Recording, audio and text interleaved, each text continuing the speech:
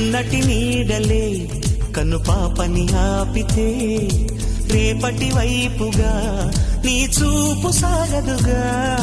నిన్నటి నీడలే కను పాపని ఆపితే రేపటి వైపుగా నీ చూపు సాగదుగా. చుట్టమల్లే కష్టమొస్తే కళ్ళ నీళ్లు పెట్టుకుంటూ కాళ్ళు కడిగి స్వాగతించకు.